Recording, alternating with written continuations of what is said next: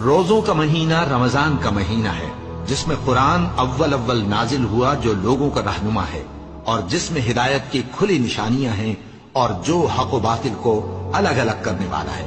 تو جو کوئی تم میں سے اس مہینے میں موجود ہو چاہیے کہ پورے مہینے کے روزے رکھے، اور جو بیمار ہو یا سفر میں ہو تو دوسرے دنوں میں روزے رکھ کر ان کا شمار پورا کر لے۔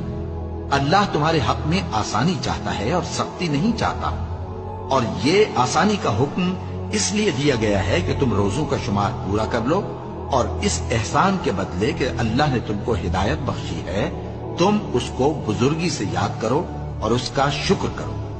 اور اے پیغمبر، جب تم سے میرے بندے میرے بارے میں دریافت کریں تو انہیں معلوم ہو کہ میں تو تمہارے پاس ہی ہوں۔ جب کوئی پکارنے والا مجھے پکارتا ہے تو میں اس کی دعا قبول کرتا ہوں۔ تو ان کو چاہیے کہ میرے حکموں کو مانیں اور مجھ پر ایمان رکھیں تاکہ نیک رستہ پائیں۔